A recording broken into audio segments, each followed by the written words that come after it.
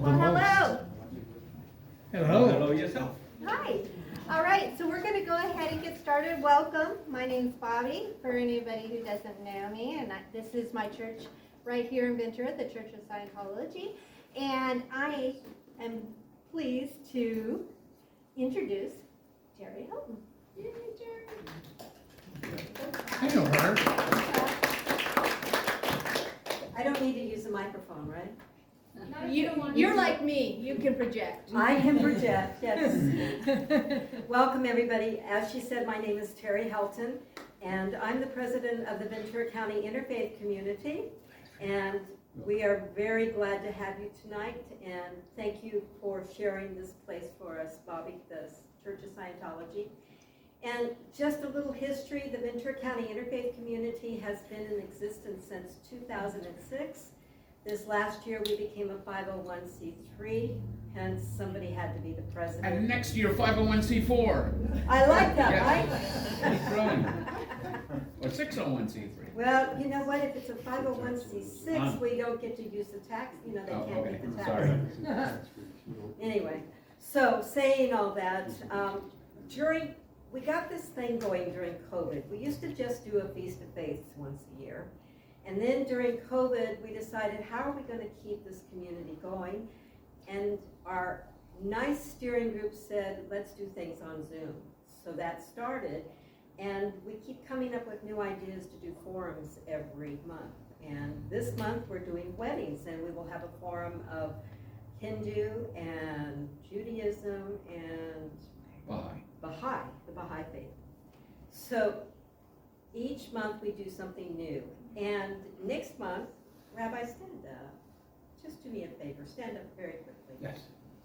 Rabbi Mike will be speaking on July 25th. He's going to speak tonight, but on July 25th, he's going to do something very, very special. And that is on the historic Judaism, how it's different than today. Specifically, biblical Judaism, which is an extinct religion. So if you're interested in that, you can join us July 25th at St. Columba's in Camarillo Episcopal Church. Also, anything you're interested in, like we're going to do another wedding of 3 religions in September, and the Church of Jesus Christ of Latter-day Saints is going to do a focus on temple weddings in August. So those are the kinds of things we're doing.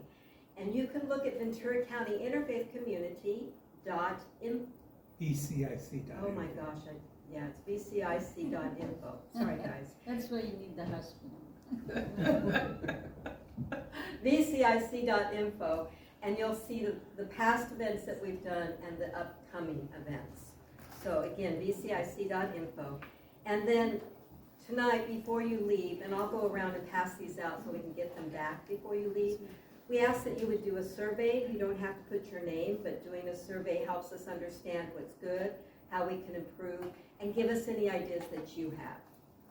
So, saying that, I'm going to introduce the moderator tonight, and that would be Timothy Helton. Dr. Tim Helton has a degree in anthropology of religion and philosophy. Oh, my. I forgot. Gastrotheological studies. Master of Arts Theological Studies and doctorate in anthropology of religion. Doctorate of anthropology. More than that, this whole idea, and I'm going to say from 2005, 2006, was his idea to start this interfaith community. And so I will lay that at his feet and thank him for that, and thank him for being my friend for 49 years. Whoa. Thank you, Terry.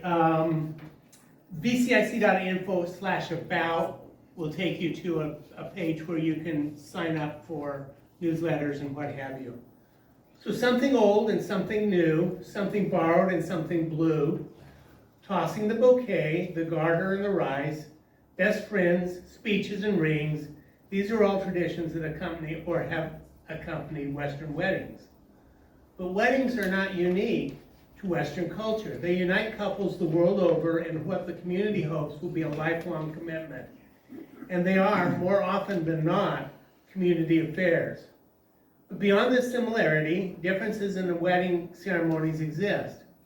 Did you know, for example, that in South Asia, the bride usually wears red rather than white?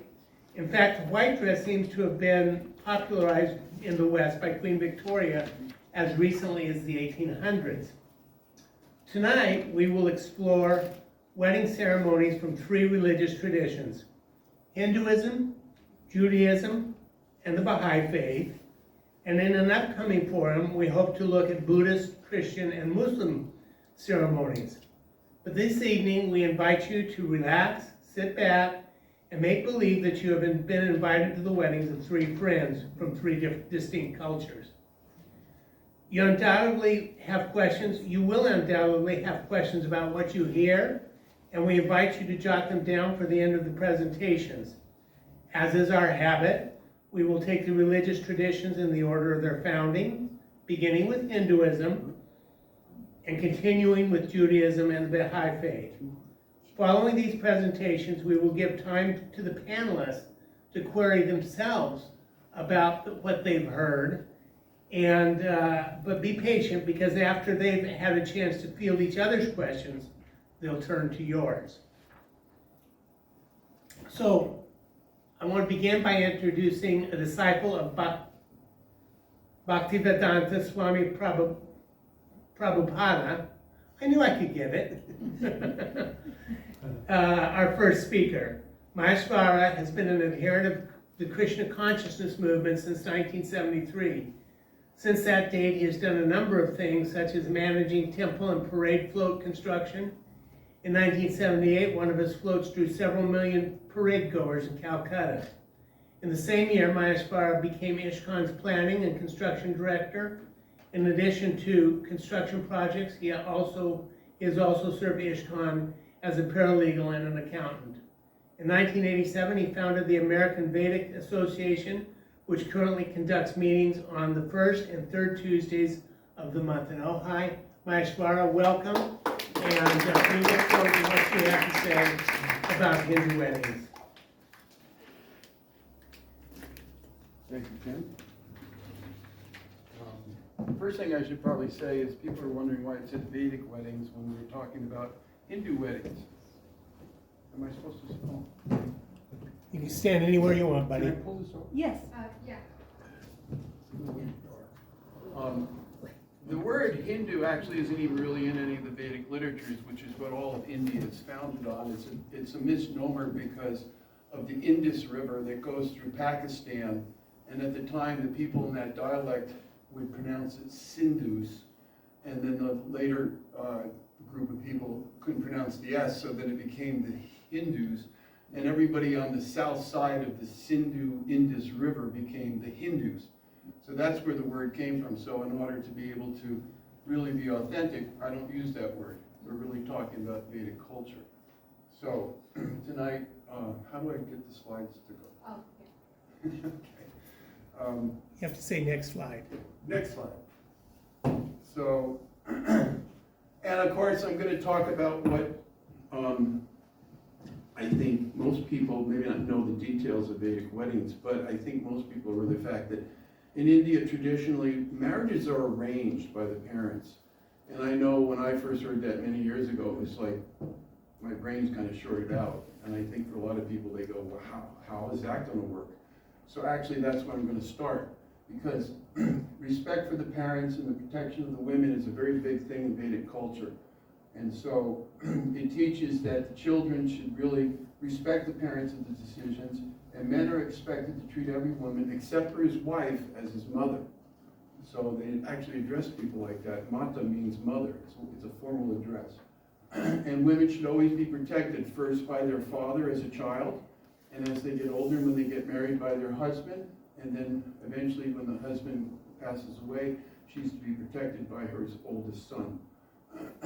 So when they make an arrangement, it's not like just throwing people together. They actually look at some qualities such as the education, the integrity of the elders, social status, sense of community, cultural and social economical backgrounds, personal interests, education, job status. You can see there are all sorts of qualities there.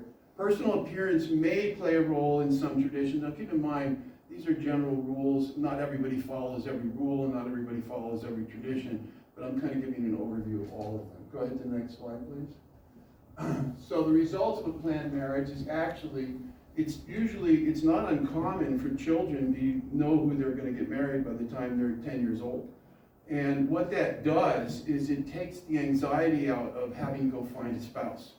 And because it's before puberty, there's not all this crazy stuff that happens when men get testosterone going, and it really puts a lot of ease into that whole problem. Flirting, vanity, anxiety due to complex about inferior body, it's all pushed aside. And I think we all know that sometimes is a big problem. Families play a significant role, and because there's a tremendous amount of respect for the parents in the family, they're very, very willing to continue with this culture. It minimizes the bodily conception. This is a very important point. The Bhagavad Gita is sort of the equivalent of the Bible for the Hindu tradition. And the first lesson that's taught in chapter 2 is you are not this body. You are the consciousness within the body. So that kind of plays a role here, because if you're not this body, then you're not actually marrying another body.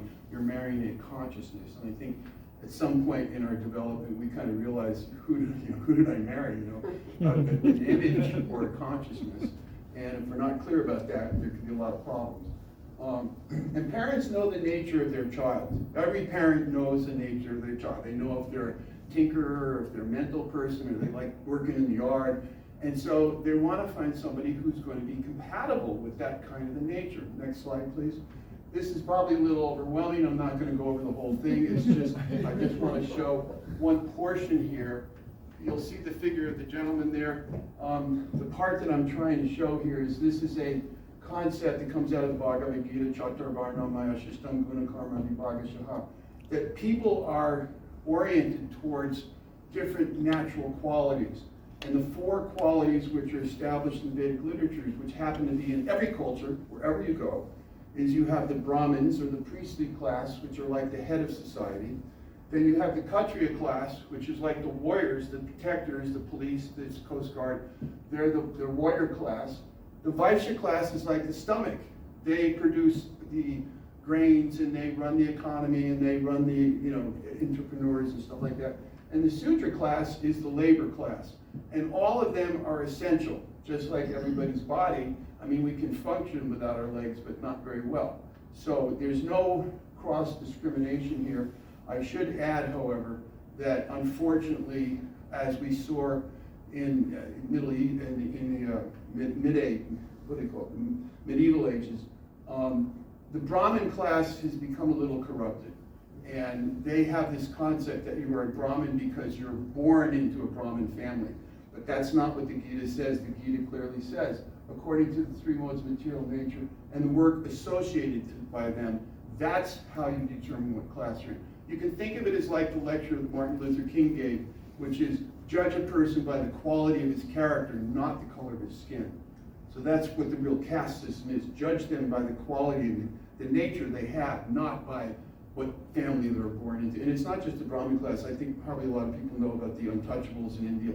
They're born into that, and although hopefully it's changing, you hear these horrible stories about people who are born into these untouchable classes. They can't get out of it.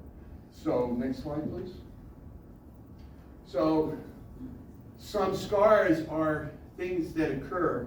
I gotta watch my time.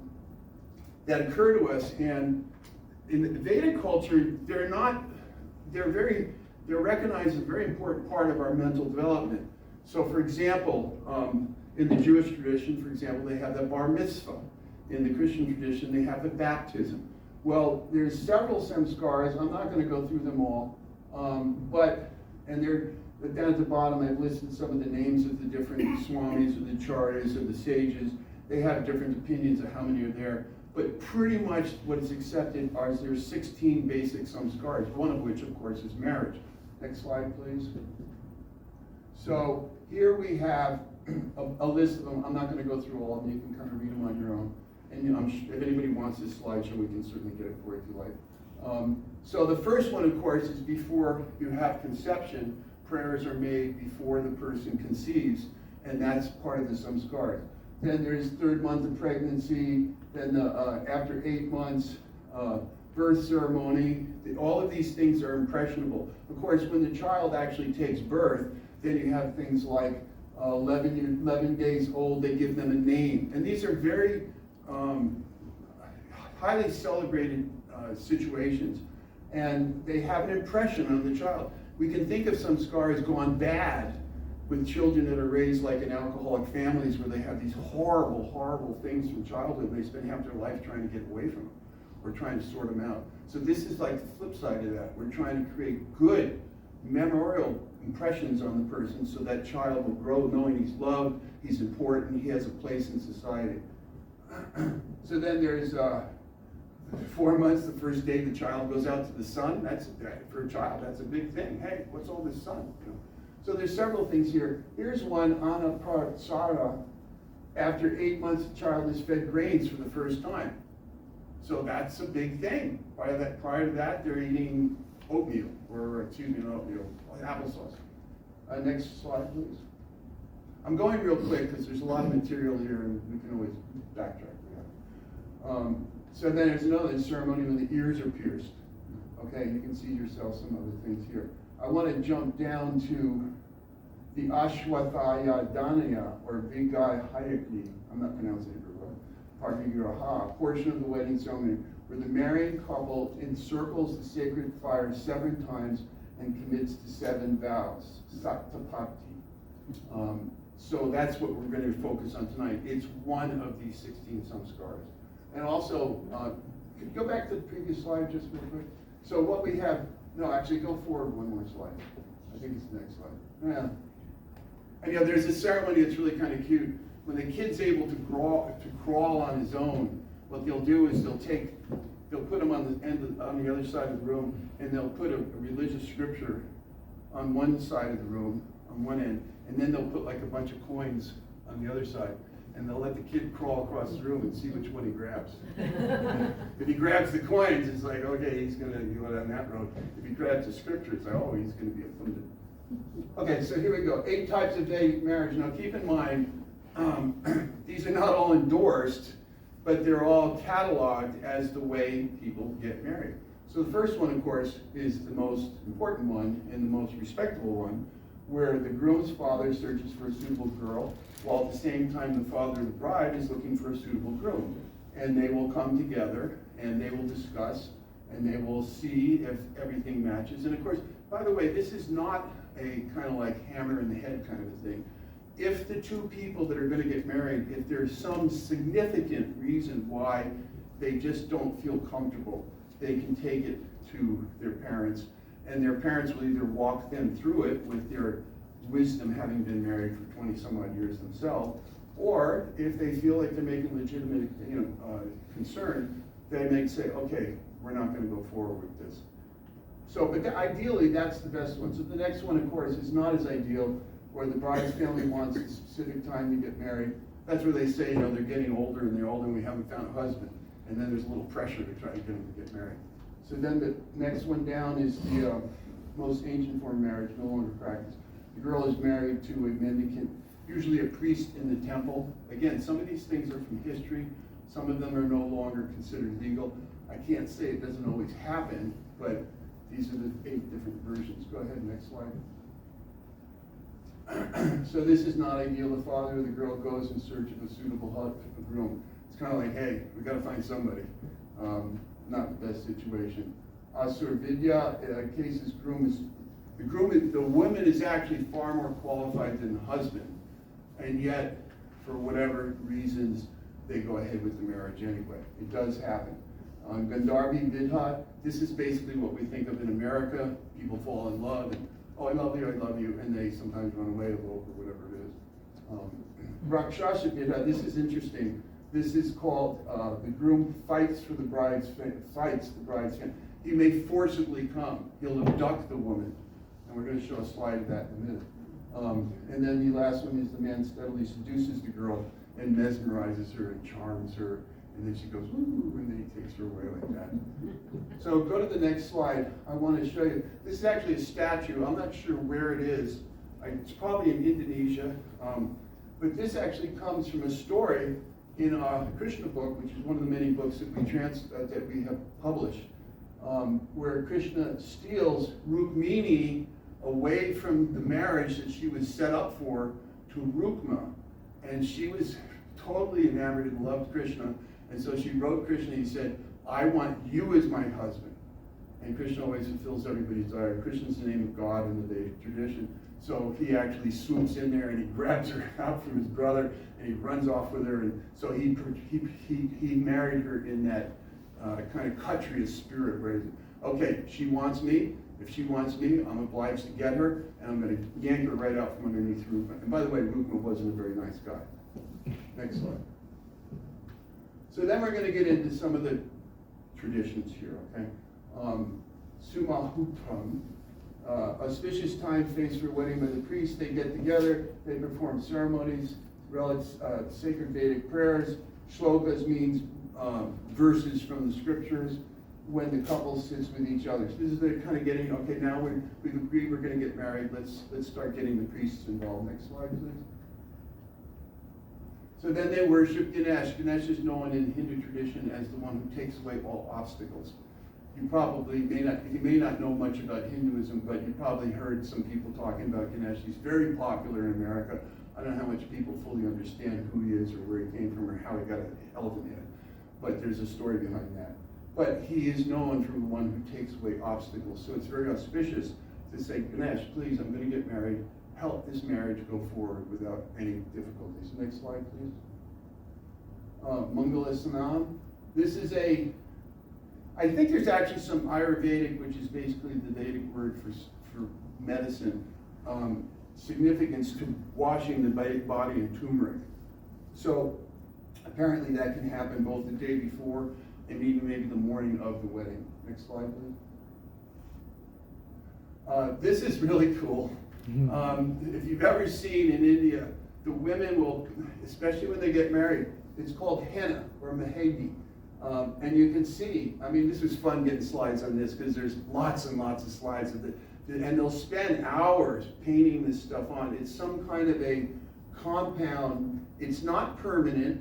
I'm not sure exactly what it's made from, but they'll put it on. But it will last for maybe a week or two. And after it gets put on, after a while, it'll fade a little bit. And there's some traditions about how much it fades, or if it doesn't fade as much. If it doesn't fade as much, I think it's like, oh, this is going to be a strong wedding. But it's very ornate, and when the ladies have all this henna on their hands, it's like, whoa, you know, it kind of really catches you. Go ahead, next one, please. So Tarasala, the entry. So here, I saw a lot of this in Bengal. Bengali weddings are very flamboyant and pageantry and everything. So the men will ride on a very ornate horse that's decorated, and the women will sometimes come in a basket, which is the way of just showing humility. They're not going to walk, they're going to be carried in a nice little gesture. And so you'll see in Bengal, you'll hear the Shanai are these horns that they use for also chanting, what do you call it? Charming snakes, it's the same instrument. And you'll hear them all over the village, and the guys come in, and the women's come in, and it's a very, very, everybody's involved. Next slide, please. So then the parents show respect to the son, the groom, by washing his feet. Washing the feet is a tradition that's all through the ancient world, traditionally, because if you were walking in the desert or in the street, you don't necessarily have big fancy, Levi boots or something like that. Your feet get dirty, and so the proper thing is to wash them. So it's a way of showing respect also. Go ahead, next slide. This is the core of the wedding ceremony right here. It's called Satapati. Sata means 7 and Pati means steps. So there are 7 marital vows. Go to the next slide and we'll see what they are. So here they are. I'm going to slow down just a little bit here. Takes the steps around the fire. And sometimes, again, there's a lot of ornamentation. They use lots of flowers, lots of festoons, lots of garlands. So I got a slide of symbolizing the 7 steps. And so they take these vows. In other words, they're pretty much what you would expect them to be. to support each other and manage the home together for nourishment. The groom promises to protect the wife. That's also part of the core culture. The man is supposed to always protect his husband and protect all the other women because he sees them as his mother. Bride promises to be his strength and support. Groom promises to provide for family's needs. Bride promises to use her skills to help the husband in his business and profession. I mean, you would think a lot of this is just common sense, but when you take a vow, it's like, okay, hopefully, although it's not so prominent in the world today, you really should do what you promised to do. Groom promises to love and cherish. Bride promises to bring joy, harmony to their home. Groom promises to be a responsible father, no deadbeat fathers, okay? Bride promises to be a devoted mother. I mean, if everybody does what they promise, I mean, it should work pretty well, right? Both the groom and the bride promise to take care of each other in sickness and health. We have that in our Christian traditions, till death do us part. Both groom and bride promise to be lifelong companions and loyal partners. Again, it's kind of like, if we don't get you on one of them, there's enough promises in there which should really make a solid bond. Next slide, please. So here's another ceremony of the fire. The fire represents Vishnu. When you get married, in fact, and when you take significant initiations, when I got initiated as a Brahmin priest, I threw a banana in the fire. The fire represents the mouth of Vishnu, and he's witnessing the whole thing. So that's the same kind of thing that's going on here. And as they take each step, they recite the 7 vows that we just did. Go ahead, next slide. So this is another nice tradition. So up here at the top, we have examples of these very fine golden ornaments. Indians are very good at making very, very delicate golden jewelry. And the man hangs one of these around the neck of the woman, and it's kind of like, it's almost like a wedding ring. And I should also point out, in India, lots of times you'll see the women with like bangles all the way up their arm. Part of the reason for that is because they don't, a lot of these people live in villages. Of course, India's changing, becoming more modernized. But traditionally, they wear their wealth. Those are real gold bracelets. They can't leave them around their village or their house because somebody might come and steal them. So they wear it. So lots of times you'll see women wearing a lot of stuff, or even different kinds of conch, like white bracelets and stuff. So this is another thing. It's a form of wealth that shows a commitment, and it also actually has some real economic value. Next slide, please. Whoops. Oh, here we go.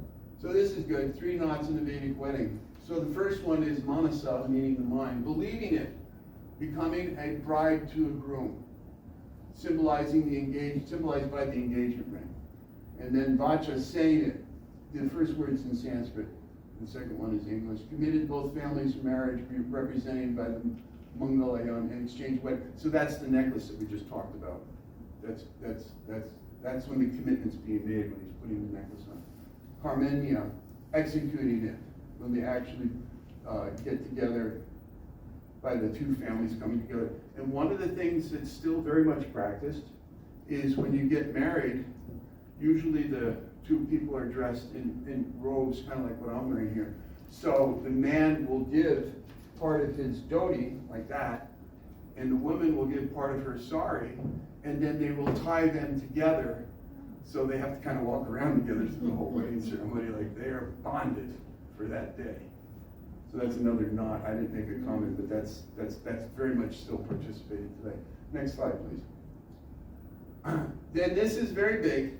When the women, and you can tell when a woman's married in India, because if they have the red vermilion, that means they're married. Or if they have the red bindi on their forehead, they can have a little dot on their forehead, but if it's not red, then it might mean they're not married. But if it's red, and you'll see them, sometimes they're really small, and some people like put a whole big plate on their forehead, a big red dot. They want you to know they're married. So that's what's going on here, and it's the first time it's done is when the man puts it on the wife.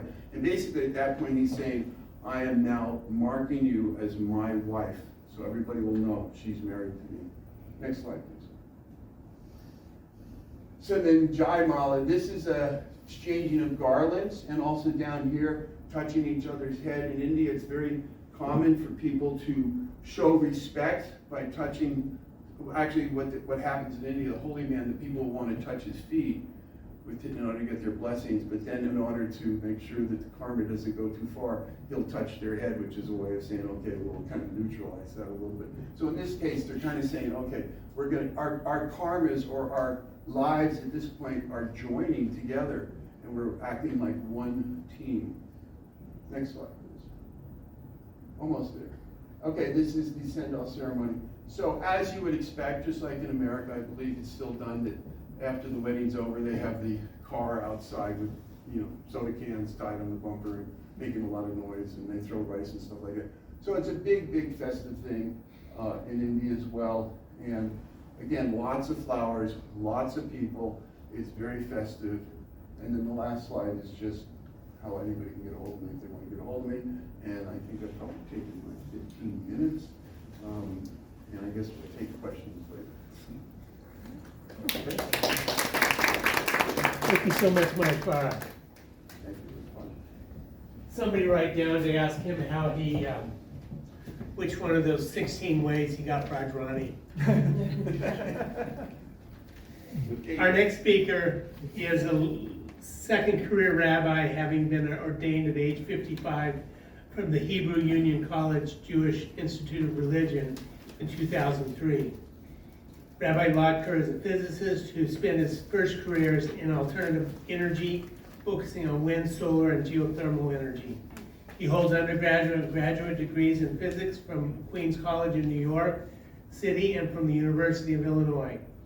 Prior to his ordination from the Hebrew Union College, the Reform Movement's Rabbinic Seminary in 2003, he received his Master of Hebrew Letters degree from the same institution. An entrepreneur, he started a number of alternative energy firms, including a wind power development company that installed and operated wind farms in Hawaii and California. He is widely published in the alternative energy field. He is presently Rabbi Emeritus at Temple Naramie in Camarillo, California, the community rabbi for the Jewish Federation of Ventura County, and the scholar in residence for Temple Adat Elohim in Thousand Oaks. He's a member of the Central Conference of American Rabbis and the Board of Rabbis of Southern California. His interest and participation in interfaith dialogue stimulated his rabbinic thesis entitled Ezer Kenegdo, Toward a Theology of Jewish-Christian Partnership. He is a sought-after speaker at synagogues, churches, and campuses, and in June 2014, he offered the opening prayer at the United States House of Representatives. Rabbi Lotker, welcome. And thank you. As I always say, you see how well that worked at the House of Representatives, how successful. It's a pleasure to be here. I'm going to go through this quickly. If you really want an hour version of this, I'm doing it tomorrow night on Zoom. So, if you just send me an email and you can be invited to that. I've got a wedding this weekend, I got another wedding next weekend. I'm up to my eyeballs in the delightful experience of the wedding. So, let's jump right. Sorry? You carry a chuppah with you? I have a chuppah, yes. And in fact, when I bought my car, I had to measure it to make sure the chuppah poles would fit. Okay, so let's jump right into it because there's a lot to cover. So the Hebrew Bible is silent concerning weddings. One of the talk I'm going to be giving a month from now is the discussion of biblical Judaism. Biblical Judaism in the Hebrew Bible, 7 times there is a phrase when a man takes a wife, acquires a wife, but there's no ceremony specified, there are no details. Everything we do as Jews is almost everything we do as Jews is post-biblical in the Talmud. In a sense, the Talmud is our New Testament, far too complicated to cover now. There are rules about how he must support her and treat her. That's in the Hebrew Bible. And divorce is interestingly mentioned with some details. Marriage is not. So that's kind of interesting. Next slide. So I'm going to show a bunch of pictures, but I want to cover the basics. So marriage, there are 2 parts to a wedding ceremony. Part number 1 is called Kiddushin, which literally means holiness. Interestingly, in Hebrew, the word kadosh, holy, means an exclusive relationship. So the couple is establishing an exclusive relationship. It's also called betrothal, erusin. and there's an exchange of rings. I'm going to talk more about that, because in effect what's happening in a wedding, this may not sound so romantic, the groom is acquiring the bride. I always say this at the weddings. One day he might buy a bicycle, he might buy a computer, he might buy, who knows what. Today he's acquiring the bride. So he has to give her something. He gives her a ring. And well, I'll say more about the rings when I show the pictures of the ring. And he says a statement, I'll cover that too, officially acquiring her. In ancient times, that took place a year before the actual wedding. The couple was bound together legally, but because they were not yet married, they were denied intimacy with each other. But because they were betrothed, they were denied intimacy with everyone else. So as I say at every wedding, this created a certain amount of tension. And so now, instead of a year, it lasts for about 5 minutes. We have the two ceremonies going on, one right after the other. The wedding, which is called nisuin, which literally means elevation, includes, just like my Vedic colleague, 7 blessings. So it's very interesting, and it's called the Sheva Brachot, the 7 blessings, followed by a brief period of isolation. Because if this were a traditional Jewish couple, they would never have been alone without a chaperone. And who knows what happens when they're finally alone without a chaperone. So that actually would establish a common law marriage in Judaism. So at the end of a wedding, a traditional wedding, the couple's alone for 5 or 10 minutes, and then they are welcomed into the reception. And so the 3 Talmudic requirements for a marriage is a gift, an exchange of value, that's the rings, a document, which is the ketubah, I'll show you some ketubahs in a moment, and then that period of cohabitation. Next slide. So the symbols, and I'm going to show you pictures of these. So actually, why don't I just jump right into the pictures? So let's go to the next slide. So first is the chuppah. There's a gutturals in Hebrew. It's not a chuppah, it's not a chuppah, it's a chuppah. Which symbolizes the Jewish home. If we actually had PowerPoint working, I would show you a few examples of them. This is actually the one that fits in my car, but a florist decorated it here. But I have a very large prayer shawl that I use as a covering. It symbolizes the creation of their home, and it's supposed to be symbolic of the home being open to friends and family. Next slide. The ketubah is the marriage contract. So this is my son at his wedding, and I'm instructing him on how to sign it. And I brought along just some samples of ketubahs. It's quite common that you will have English on one side, and a traditional ketubah is not written in Hebrew, it's written in Aramaic, language that Jesus spoke, language of the rabbis 2,000 years ago, and there's nothing lovey-dovey about it. A ketubah specifies how much money the bride and the groom are bringing into the transaction. It specifies whether she is a brand new bride or a pre-owned bride. The term is actually betulah, which means virgin. And the bride price is traditionally 200 zuzim, which is a Babylonian currency, hasn't been used for 2,000 years. And just by way of reference, a baby goat in one of the songs for Passover costs 2 zuzim. So it's 100 goats. Is the price for a brand new bride, half that for a pre-owned bride.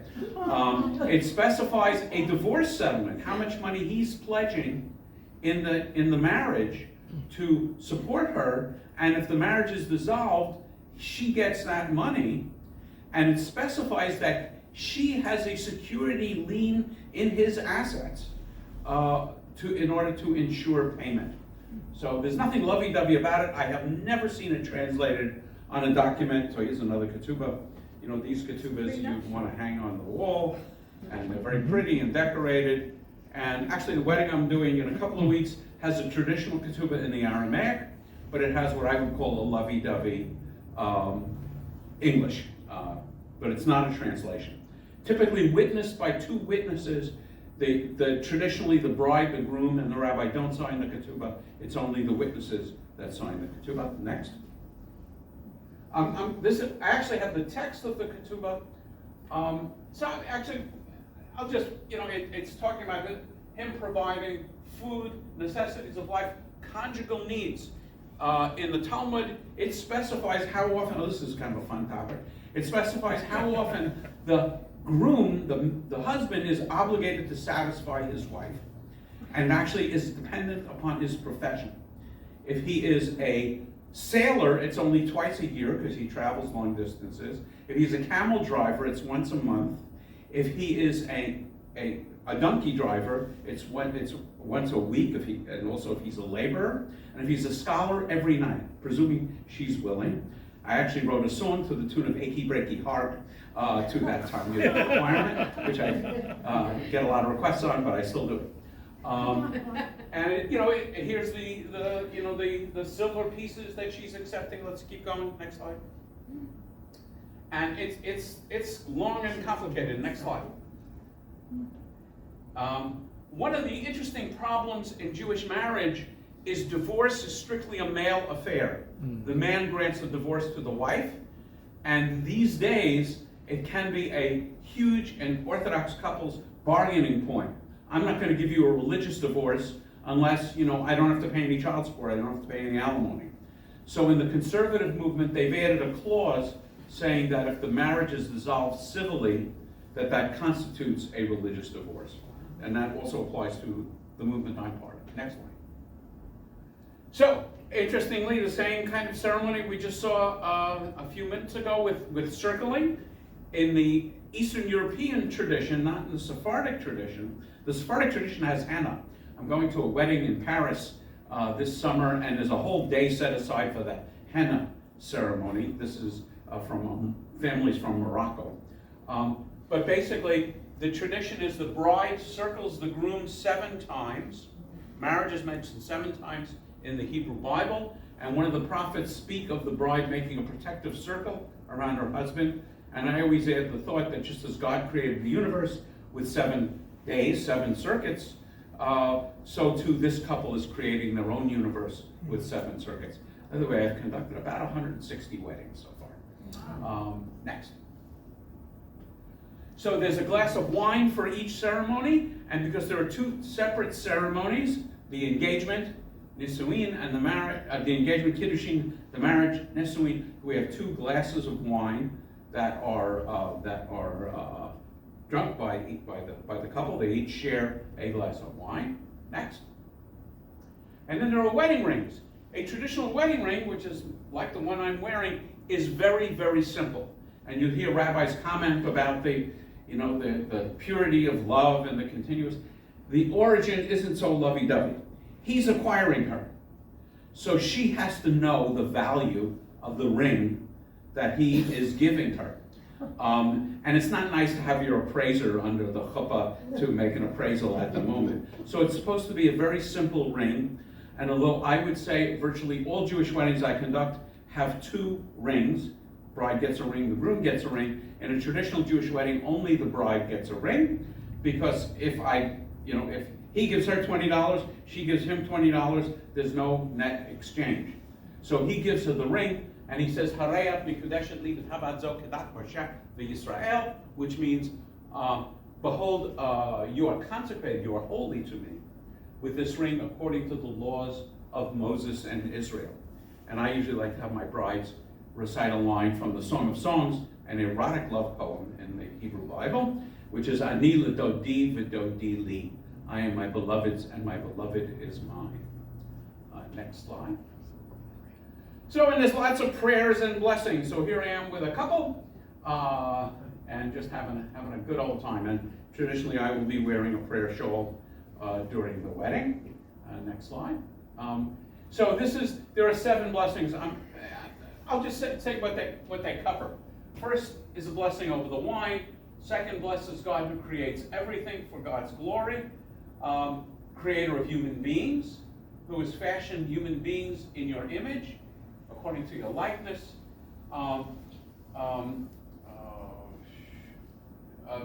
Talking about the joy of the ingathering of children, the one who gladdens Zion, Israel, through a children's return. Next slide. Gladdening the heart of the beloved companions. And the last one speaks about who creates joy and gladness, loving couples, mirth, glad song. I've never done this, well, I do it in English, but not this translation. Pleasure, delight, loving communities, peace, and companionship. May there always be heard in the cities of Judah and the streets of Jerusalem the sounds of joy, sounds of gladness, the voice of the loving couple, the sounds of their joy from the canopies and youths. Blessed are you who causes the couple to rejoice together. And there's a pretty traditional chant. I had to do a little bit of this chant. So the last one would go like this.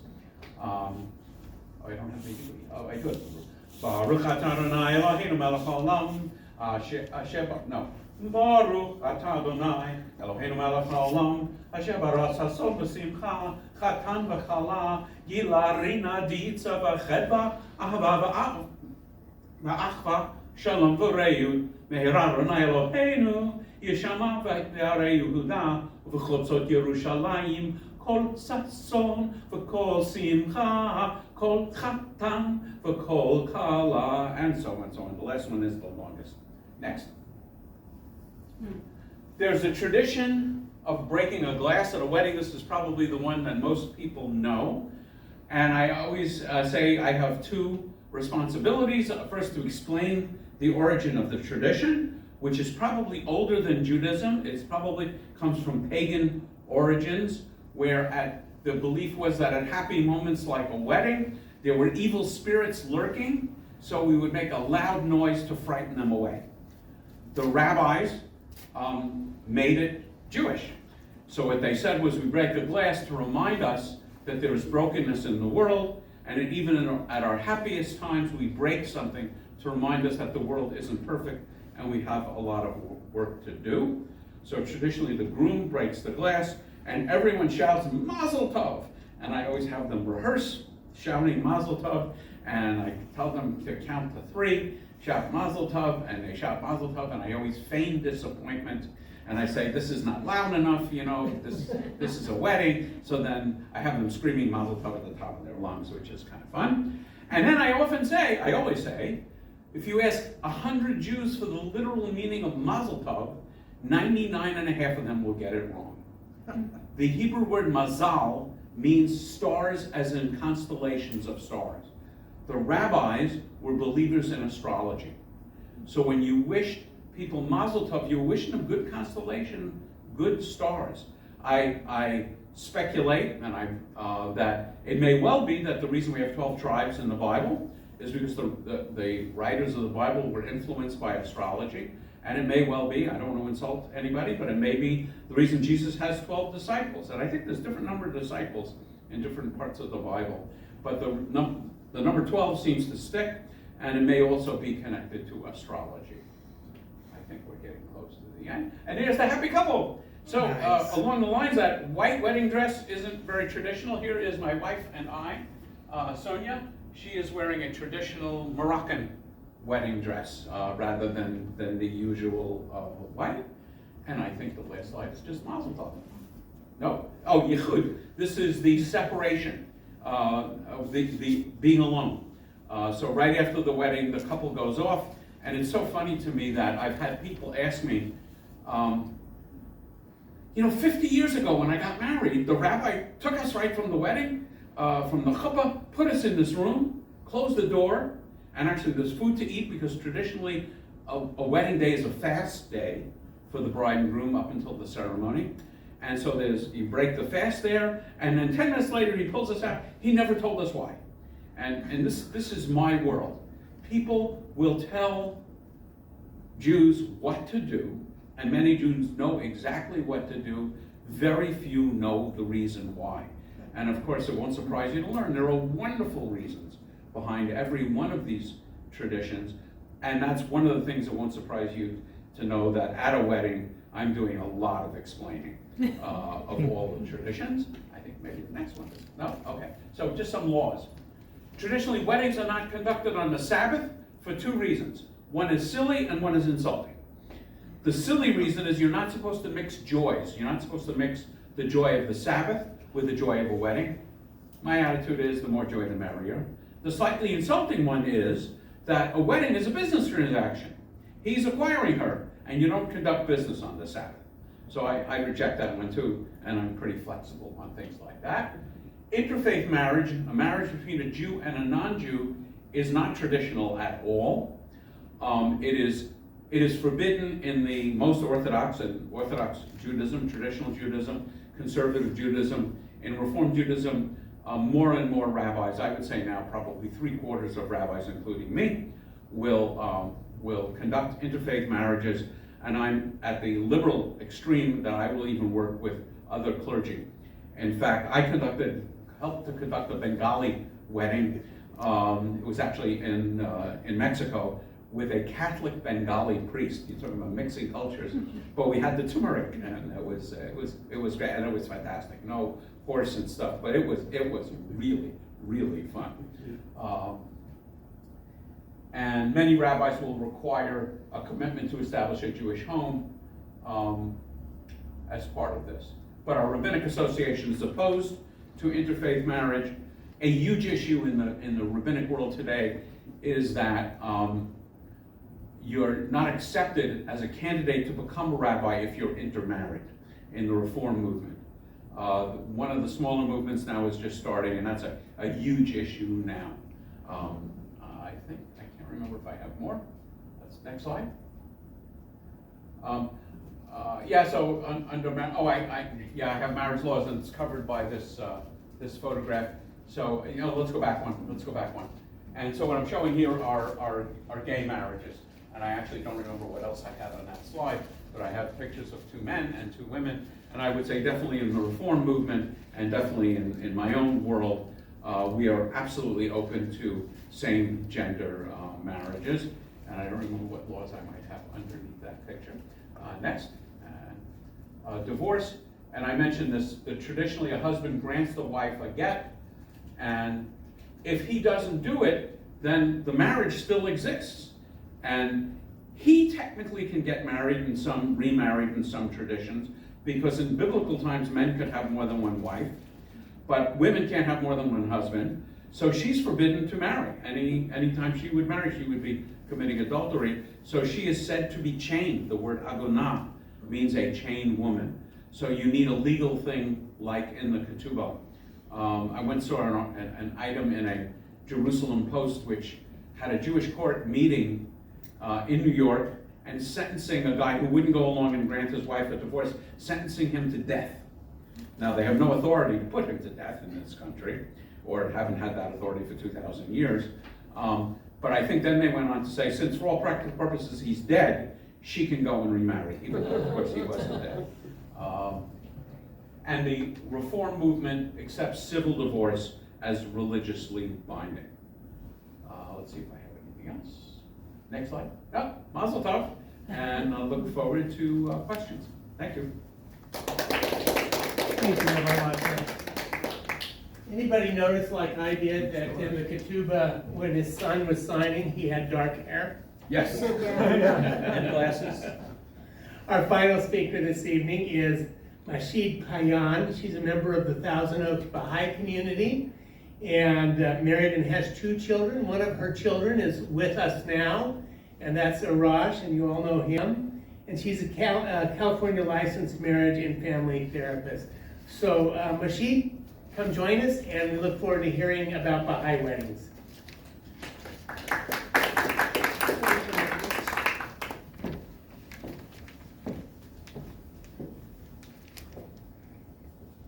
Good evening again, and thank you, dear friends, for the opportunity to join you tonight. It's truly a pleasure to be here. One of the beauties of the interfaith gatherings is that we get to witness the similarities and the harmony between religions of God, and it's just so beautiful and so heartwarming.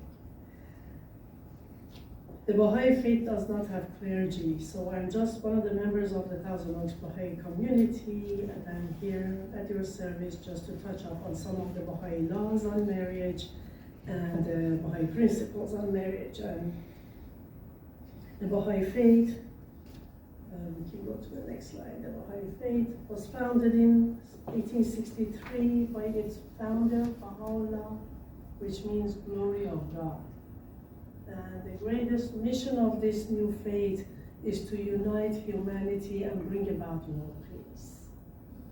It teaches us that the earth is one country, that there is one God, that we are all members of the human race, we are all sisters and brothers regardless of our background.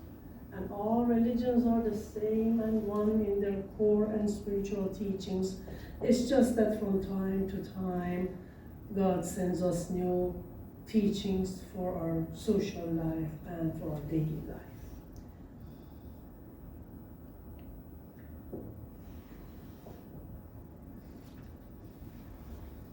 Baha'u'llah has encouraged people to enter into matrimony and has affirmed it to be a cause of well-being and unity among men. Baha'i teachings emphasize that in a true marriage, the two parties become united physically as well as spiritually. Such a marriage becomes an eternal partnership. We believe that when there is true love between two hearts, our union continues in the next worlds of God, so we will be spiritually united as well.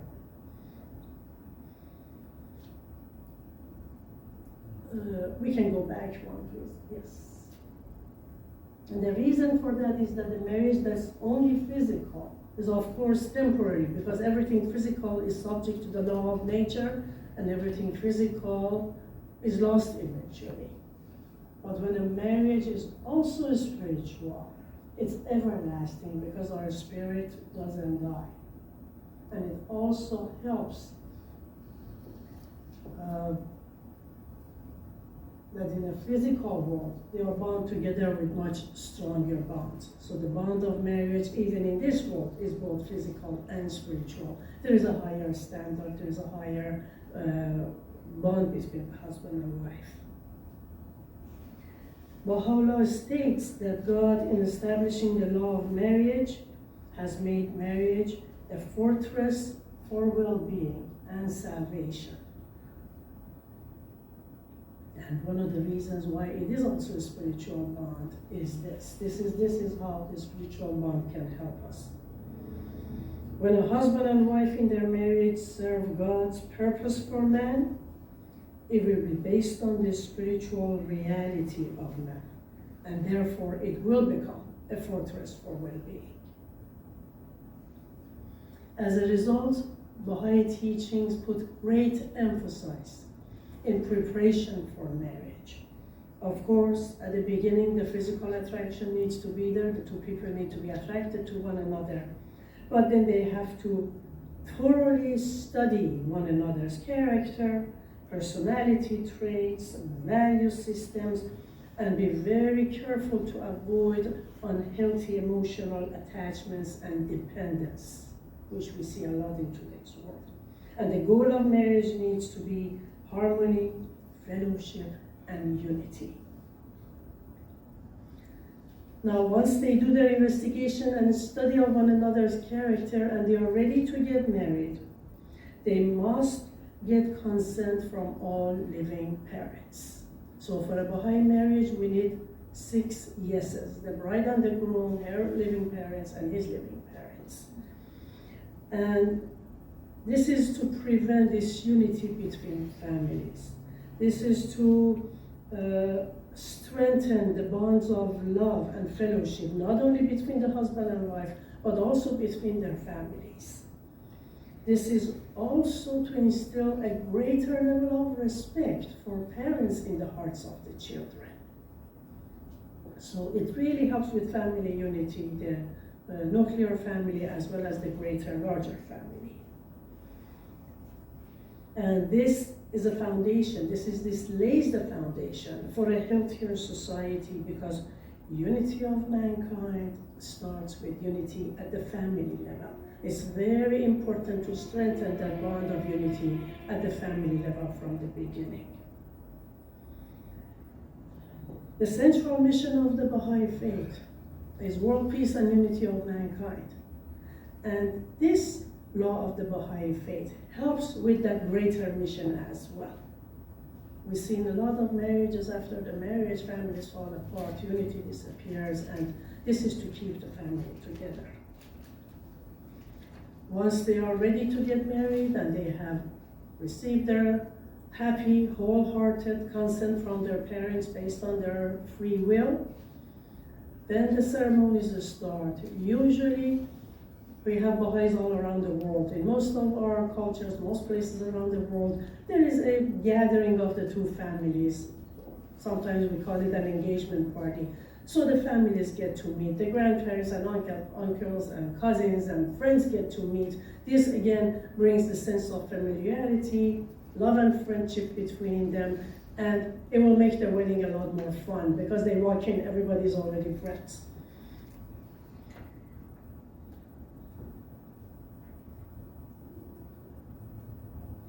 The Baha'i marriage ceremony is a very simple ceremony. The bride and groom, in front of two witnesses, recite a specifically revealed verse indicating they're being content with the will of God. So they will each say, we will all verily abide by the will of God. The marriage vow expresses the immutable foundation of a spiritual marriage union because their goal is peace and unity. Their actions and their aims are to obey God and His laws. Other than the wedding vow, the couple may choose to include prayers, selections from the holy writings, light music, tasteful decorations, sometimes of flowers, sometimes ethnic foods and sweets from their area as part of their wedding ceremony. There are no particular rituals that have to be done, but people, depending on where they are on this planet, kind of go with their local customs and traditions and make it more beautiful. Wedding can be very small or very large, and depending on the size of the family and the finances. And the taste of the bride and groom, of course. Some of them really like to have a big party, some of them really prefer to have a private party less than the size of this gathering here. And the bride and the groom, the two witnesses, as well as a representative of the local spiritual assembly of the locality where the wedding is being held, will sign the wedding certificate.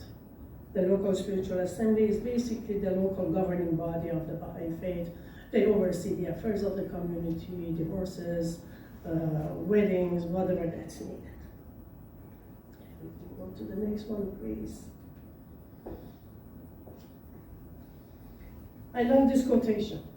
They say, although the vow is simple, its meaning is profound. Marriage is not only a contract between the two people, it involves their relationship with God. It is a social and spiritual concern of the community. It's an amazing model for the society at large. If everybody pledged to obey by the will of God and be responsible and answer to a higher source, then peace and unity would be much easier. Entering Baha'i marriage is establishing a relationship with God, consistent with the values that we share with our community. The marriage relationship is a mutual agreement that the primary point of it is unity, and the central determinant of its organization and functioning is submission to the will of God. And we can tell from these last two lines the definition that this is also a preventative measure from the future life challenges, life issues, life problems, when they go through different life stages. It's a great layer of protection for all of that. If we could move to the next one, please. Abdul Baha is the eldest son of Baha'u'llah, Prophet, founder of Baha'i faith. He is also his successor and the interpreter, authorized interpreter of his writings.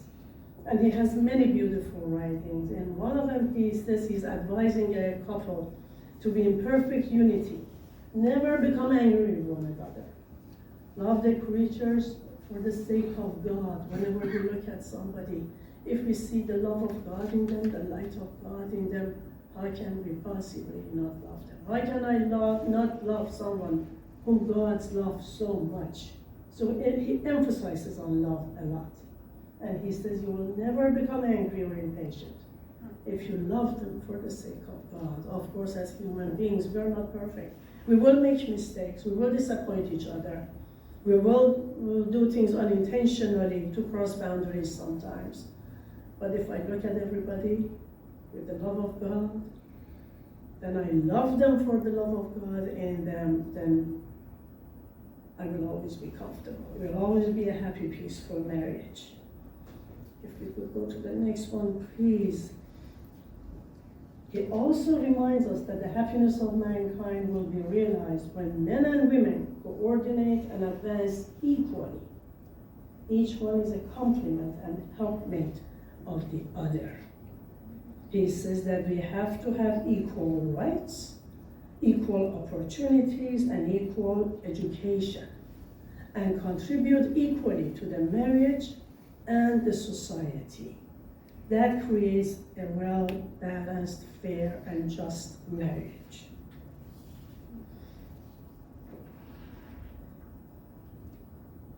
When a husband and wife love God and His creation, they grow in their higher human virtues, in their higher human nature, which we believe is the purpose of life on earth. We develop physically in the mother's womb, and we develop spiritually in our higher human virtues with all the tools we have been given while we are on this planet. So when we love God and His creation, we grow in our higher human virtues. We promote oneness of mankind. We serve humanity together. Service to humanity is one of the greatest elements of this fortress for well-being in a marriage. Then it becomes an ideal relationship. Then they will have happiness. And then they will both together grow spiritually, morally, and intellectually. And in a Baha'i marriage, we are not only supposed to work on our own development, we are supposed to help our spouses' growth and development in all areas of life. In one of his writings, Baha'u'llah underlines the importance of individuals acting in such a way, this is a quotation, as to bring comfort to himself and to his partner, and to improve the spiritual life of one another, because we are preparing for this eternal life together. So it's very important to improve together spiritually as well as in all aspects of life. I noticed that there was a mention of divorce. Divorce is highly frowned upon in the Baha'i faith, but it's legal and it's allowed as a last resort, not as an escape, not as the first solution, not when life gets tough, but as a last resort when we have tried everything humanly possible and we have left no stone unturned in the process. Then it is allowed. And I was happy to hear that Rabbi Locker talked about an exclusive relationship. That's a huge part of Baha'i marriage and Baha'i faith. That the concept of chastity is very important. And chastity before marriage is total and full chastity. And chastity after marriage is total and pure dedication to one's spouse. I know that I went over the highlights very quickly. If there are any questions, any concerns or comments, I'd be glad to be at your service. And thank you again so much for this opportunity. Thank you, Thank you. Masjid. I wonder if, Masjid, if you could stay up here. Oh, sure. And we'll get Maishbar and Rabbi Locker up here as well. I think we can get 3 chairs around this table. There we go. Yes. And we're going to give you a chance first to talk to each other and ask questions of each other. This is often one of the more interesting parts of the discussion is when the panelists have a chance to sort of go over what they've heard and question each other. So I'll give you just a few minutes to do that. and then we'll open it to questions from the audience. So I'll jump in and ask my colleagues here, is there a religious ceremony associated with divorce in your tradition? There is no divorce in a Hindu wedding. So a Hindu couple is married for life? Yep. And if they don't, Now, I should probably clarify that as the world goes forward and Right. cultures change, it does occur, but generally speaking, it is extremely, the person who wants the divorce, because, somebody may have a very dedicated woman to a husband, but the husband has some crazy idea that he wants to run off with somebody else. So if he divorces her, there's no shame on her. But he traditionally would not be allowed to get married again in a Vedic wedding. It's very, and I think probably the general public probably knows this, divorce in India is really, really a no-no. And, you could say that's maybe part of the reason why couples stay together. Now, the flip side of that is when men know that they can't get divorced, or a woman knows she can't get divorced, usually the women, and traditionally the woman always suffers more than the man. That's even true in America. Men will take advantage of that, and unfortunately some unscrupulous men will start abusing their wife and know that they can pretty much do whatever they want because they can't leave. And that's really a negative, unfortunate side of what's happening in society. But there is no Vedic divorce ceremony. It doesn't exist. and in Baha'i, is there any kind of ceremony if the divorce does take place? There is no ceremony, but there is a lot of preparation and counseling that Mhm. happens. In the Baha'i faith, when a couple has tried everything they can and they feel like we need to ask for divorce, they go to their local spiritual assembly, their governing body, administrative body in that town.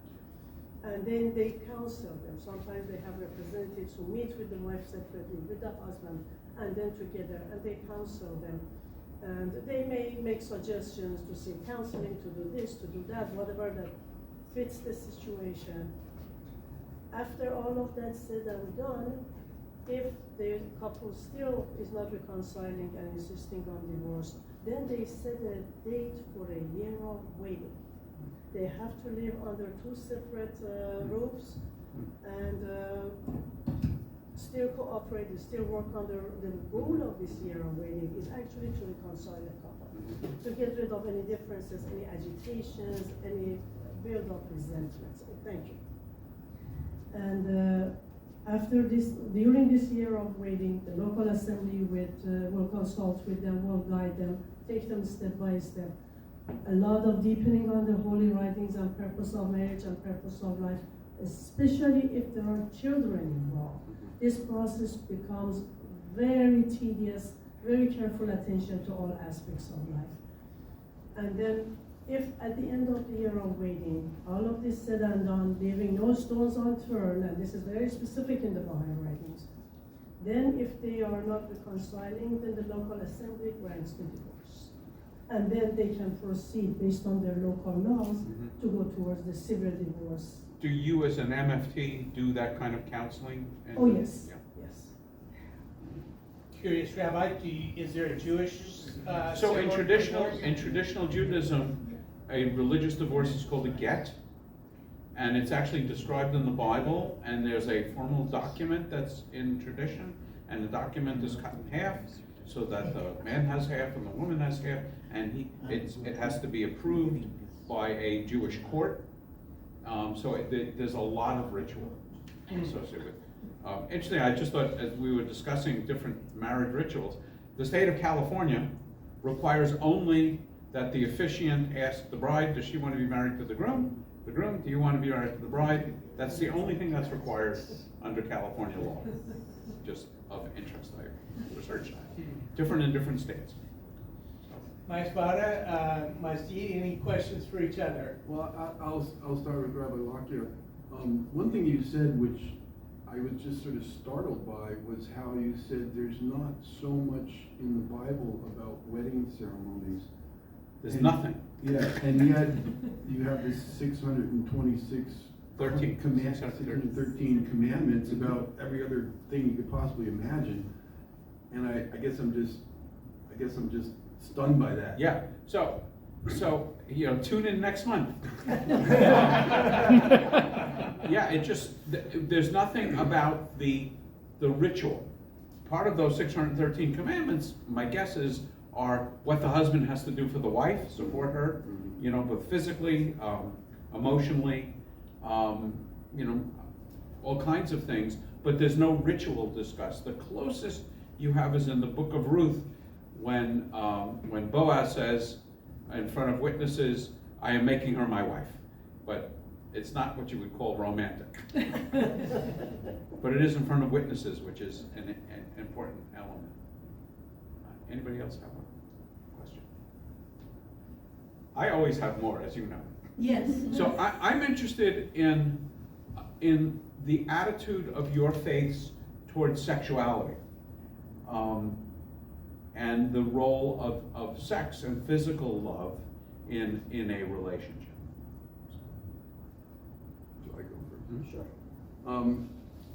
Well, there is a principle in the Vedic culture, which is that, and I believe there's a verse in the Bible that indicates something, that it is good for a man, if it's possible, to not get married.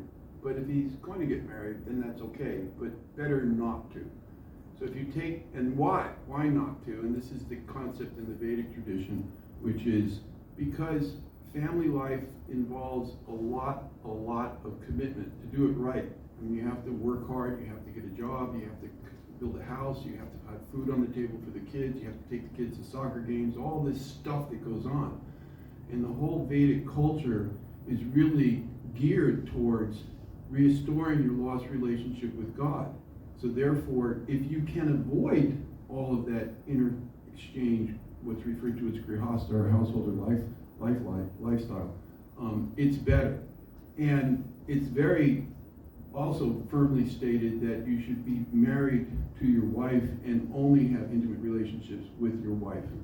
And if you really want to take it down to the scriptural tradition, you should only have intimate relations with your wife when she's menstruating, when she can actually have a child, because that's the whole purpose of having a sexual relationship, is to have children in order to make them also God-conscious children. Now, do people follow those strict rules? I don't know everybody's personal behavior, but I'll leave it up to your own imagination. But as in every tradition, I think there's these very high standards, and everybody has different levels of those high standards. And I like to think of it as that there's a target out there, and you should strive to hit that target. You may miss it, and you shouldn't give up. I mean, you learn skating, right? You fall on your bum several times until you finally can stand on your feet. But at least those standards are out there, and they're always there to remind you that life is meant to restore your relationship with God, not to be getting season tickets to the Dodger Stadium and all these other things that people spend all their time doing. So contraception would be frowned upon? Yes, and that's it. I'm curious. The role of sexuality, no? Yeah. See, the use of sex instinct is the natural right of every human being. And maybe it's for this reason that the institution of marriage has been established. Bahá'í faith does not believe in the suppression of the sex impulse, but in the regulation and control of the sex impulse. So sexuality is just between man and his legally wedded wife. But free sex and open relationships and having intimacy before marriage, absolutely forbidden in the Bahá'í faith. The standard is very high. This is respect for the sanctity of this marriage, for this divine institution, for this fortress for well-being. It should not be taken lightly. So chastity is highly stressed in the Bahá'í faith. So I want to react to the comment about you'd be better off not being married in the Bible. That's New Testament. That is not Hebrew Bible. In fact, the very first thing God says in the Hebrew Bible is that it is not good for a person to be alone.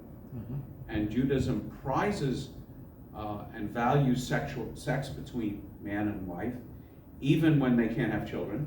So I will officiate, with weddings of people that one of whom might be infertile, or they may be of an age where they're unable to have children. But certainly, sex for intimacy and pleasure I mean, there was a whole book in the Bible. I did an online class on this, the Song of Songs, which is erotic love poetry. God doesn't appear in it. It's pretty clear the couple isn't married, and they describe each other in the most intimate, sensual terms. And in fact, that phrase I mentioned that I have the bride say when she puts the ring on the groom, "Ani l'dodi v'dodi li," I am my beloved, and my beloved is mine. The word for love, dod, in that refers to physical and erotic love, rather than pure philos. It's more eros. Yeah. One more question from the panelists, and then we'll ask the audience for some questions. This is Go from ahead. Mataji. I think I heard you say something, love continues in the heart between the married couple into the next world. Did I hear that correctly?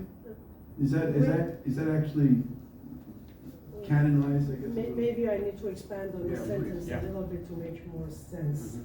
In the Baha'i writings we have that when true love, true, pure, clean, real love exists between two souls, even a mother and a child, even two good friends, even two brothers, definitely between a husband and wife, that we don't lose this life when we move on to the next worlds of God.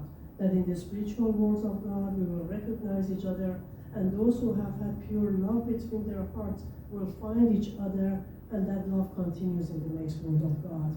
This is why we believe that marriage is forever, in this world and in the next worlds of God. Okay, thank you. Folks, how about you? Any questions or comments? Raj has a question. Okay, yeah, I've got a question. So I have a question. I have two questions. Well, I'll start with the first one. Maiswara, you had those 8 ways that couples can come together, like 8 ways that the parents might match them up. The list seemed very broad. I couldn't find any prohibition, any way that wasn't accounted for in those 8 ways. Are there any to your knowledge? Well, one of the things I really love about the Vedic literatures is they are very encompassing. They don't usually leave any gaps or holes or anything unimagined.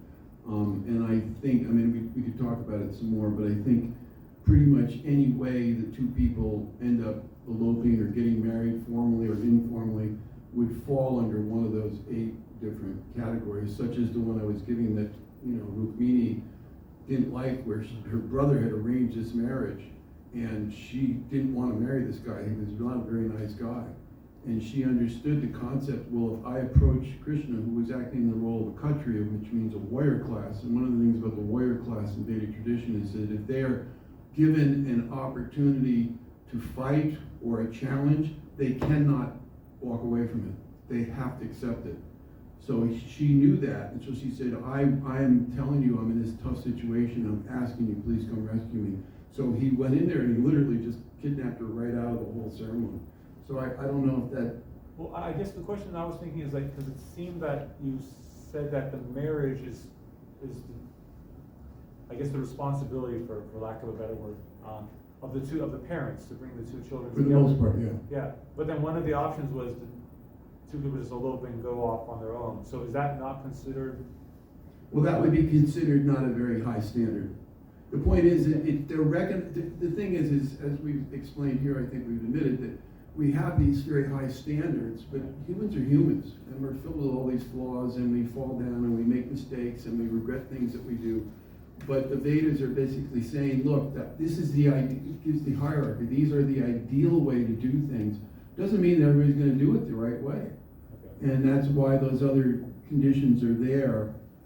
They're not necessarily endorsed, but again, for a matter of being comprehensive, the Vedas are very good about covering all aspects of our life, including aspects of people who are not necessarily behaving very well.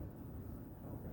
So, Your second question, Raj? Okay, my second question is for Rabbi Lochter. Who is Lieberman, and when did that clause get added to the ketubas? So Lieberman is probably a conservative rabbi. And the conservative movement feels free to change tradition while maintaining a changed tradition. I would say the Reform movement, which I'm part of, would say that the laws that are binding are really ethical laws, and the ritual laws are between you and God. So the conservative movement didn't feel free to get rid of the ketubah altogether, but they added a clause, and I don't know when that was added. What many Orthodox rabbis will do, since they don't feel free to add a clause, because the ketubah is fixed, for 1,000 years or more, many Orthodox rabbis will refuse to marry couples unless they enter into a separate agreement, which is equivalent to the Lieberman clause. Basically saying, if we get a civil divorce, the groom hereby grants the Jewish court the authority to dissolve the marriage. It's a prenuptial. I'm sorry, it's a prenuptial agreement.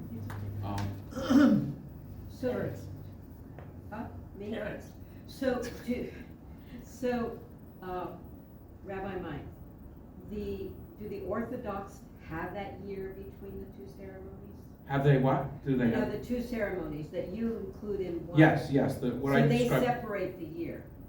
No, I would say it all happens at the same time. The same. There are other traditions, like a month before, that the families come together. There's something called Tenaim, which lays out. It's another agreement, but the wedding ceremony that I described is pretty much the same Orthodox, Conservative, and Reform. So it's no longer a year.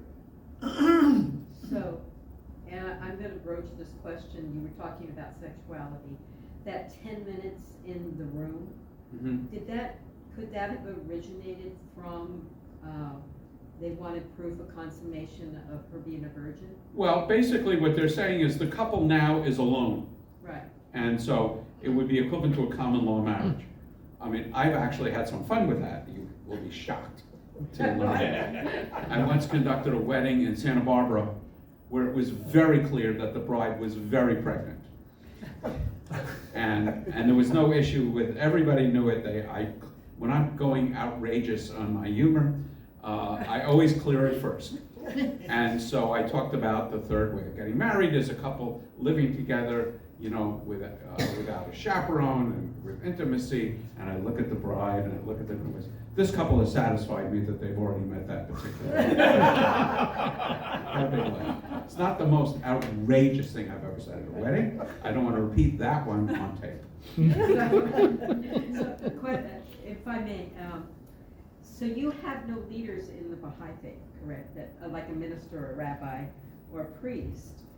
But so who performs this ceremony? I wasn't clear on that. We don't have clergy in the Right. Baha'i faith, but in every city we have a spiritual assembly, basically the governing body, the administrative body of the Baha'i faith in that city that handles all the affairs of the community, everything. And a representative, one or more representatives of that assembly will attend the wedding, and that person is one of the people who will sign the marriage certificate. The bride and the groom will sign, the two witnesses will sign, and the representative of the spiritual assembly will sign. So And the they certificate you're oversee talking about is a Baha'i certificate or the state of California? the both. Okay. State of California has a place for clergy to sign. And there's also a form that says non-clergy. Ah, okay. Yes. So both of them Okay. are signed by the same. Okay. Yes. So does the bride dress up and go down an aisle? I'm trying to picture this. Depending, again, we have On Baha'is her all choices. over the world, so depending on the local traditions, Right. I'm sure if we have, there was a mention of a red bridal gown, if in that area there are Baha'is getting married, I'm sure they will honor and whatever is pleasing to their hearts, whatever makes them happy. They would wear red. Another place in California, I usually see them wearing white. In some locations, I have attended some Afghani weddings and Pakistani weddings, and they change their outfit from peach to light green. They actually change their clothes 3 times during the ceremony. And it's just personal taste and little things that will make it beautiful to their hearts. Thank you. Bobby? Do any of you have requirements for any counseling with your spiritual leader or your assembly prior to marriage for the marriage to occur? If Go ahead. It's okay. in the Baha'i faith, when the couple is ready to get married, they contact their local assembly, they say, here's the wedding, this is the date, we need a representative to be sent, and the local assembly actually verifies that they have all the consents from the parents, they have the marriage certificate, paperwork is in order, and then usually most local assemblies in today's world will encourage them to seek counseling, kind of like premarital counseling, preparation for marriage, to make sure they have crossed all the T's and dotted all the I's, and also to learn ideally how to live a married life. It's one thing when they study each other and at the beginning it's always he's cute and she's cute. It's another thing for them to learn how to grow and develop this little plant of a marriage that the two of them plant together. They need to give it a lot of loving care, take care of it, be careful, help it grow, help each other, help the marriage grow. So they need to learn how to grow the three entities under that roof: the husband, the wife, and the marriage. So it's highly encouraged, but it's not mandated. I would say different rabbis have different requirements. I offer a session of prenuptial counseling, but I don't require it. Some couples are very anxious, and some couples, don't want it. Well, I think in the beginning of my presentation, I made it very clear that counseling is going on the whole first former part of the whole marriage. I mean, the whole family's involved. The local priest is involved. If they live in a village, they all have something to say to the parents. Usually, especially in rural India, and it's still true pretty much, even though the cities are getting bigger, that they're very what's the word, communicative society, and they're all very helpful and concerned and want the best for everyone. So yeah, it's not like they have to go to a marriage family counseling therapist, because the priest already has a good idea, especially if there are two people in the same village. He's seen the child growing up. He's seen both the bride growing up and he's seen both the groom growing up. He said, this guy wants to go out and work construction all day, and she wants to sit in the house and do accounting or something, and maybe it'll work, maybe it won't work. But all those elements that I went through in the beginning, in terms of their behavior, their natural tendencies, one of the things that I'm astonished about when I hear people, and apparently it does happen, a Jewish person marries a Christian person. Well, how are they going to raise the kids? Immediately there's a big conflict. So, and people work through it, but that would probably, at least traditionally in a Vedic ceremony, and needless to say, I mean, it does happen. Muslims will marry Hindus, even though their two traditions are about as opposite apart from each other as you could possibly get. And in many cases they can work it out, but I mean, you're just adding a whole lot of extra problems on the marital relationship. And the concept is the parents will sort those kind of things out. So it's not quite as a crises mode as what we see in America, where people are very confused. They all have a very clear understanding of where they fit in the social society. I should add one thing also that I didn't mention in my presentation, is that after the wedding, the bride will then leave her home. Remember, she's under the protection of her father until she gets married. And once she gets married, she will then go to the home of the groom. And again, traditionally in India, the children stay a little bit with the parents, at least initially. And usually the groom will have his own place in the house or in the neighborhood somewhere nearby. So she's actually she's literally physically leaving the relationship in her family. So there's a lot of emotions involved in all this, but it's also structured in such a way that society is very, very involved in reinforcing and encouraging and giving counseling and friendships and all of the stuff that bonds us together as a society. Okay. Another question is, I know you said there's arranged marriage. Mhm. Are there any arranged marriage in either of your religion? Yeah, in traditional Judaism, you have the role of the matchmaker. We even have a song about it. Yeah. And there's a Netflix program, both Indian weddings and a Indian matchmaker and Jewish matchmaker. I don't know about Baha'i, but it is traditional. I certainly have never, I'm not aware of it, of anyone I know whose marriage has been arranged. And by the way, in certain Jewish areas, polygamy is also allowed, as it is in the Bible. polygamy was out of Judaism under the influence of Christianity, so Jews in Muslim lands were typically following the Muslim laws, namely up to 4 wives. And Sonia, growing up in Casablanca, absolutely knew Jews that had multiple wives. We don't have matchmakers in the Baha'i faith, but one thing that I was interesting when I heard your comments, one point of difference or maybe development in the human race and human civilization is that interracial and intercultural, cross-cultural marriages are highly encouraged in the Baha'i faith. They say it brings peace and unity to earth. That fear of the unknown, where people used to live on 2 sides of the mountain, and for all of their lives they wouldn't know who's behind the mountain, and everybody was afraid of everybody else, considered them enemies, has to disappear. Would they So- both parties have to be Baha'i? No. Okay, so Baha'is can marry anybody they want. Okay. And then it's actually encouraged because it helps bring peace Are and there unity. rules about how the to- children will be raised in an interfaith? The children will get, like, I mean, whether their parents are both Baha'is or not, will get educated about all religions of God because we believe in all of them. And then at the age of maturity, they will get to choose, and whatever they choose, we respect it. Nice. One other comment I just wanted to make, almost in closing, that my colleagues have referenced, is marriages join families. We don't hear this so much anymore, but a few decades ago, there was a lot of things, well, what is marriage? It's just a piece of paper, what's the big deal with marriage? One of the things I see very clearly, both in my own life and in people I know, is a marriage is joining families. A couple lives together, they're living together, what's his name, what's her name, who knows? But when there's a marriage, the families are really joined, and it's very, very powerful. Should be joined, yeah. One final question. Anybody? I have a question for Prabhu. In the Vedic tradition of marriage, I had seen illustrated in what you had pointed out, that when the groom, he ties his dhoti to Essentially short. yes, to the bride's was that sari? End of the sari. Do you suppose that's where they got the expression tying the knot?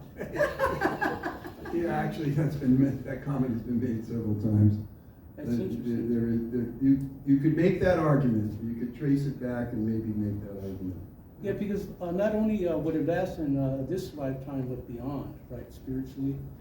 Yeah, we would tend to agree with the comment that Mataji made, that, I mean, it's a very deep subject, we don't have time to go into today, but the consciousness develops, and if 2 souls develop a very tight consciousness, then somewhere in the future, you can expect that they will also, again, meet in some capacity.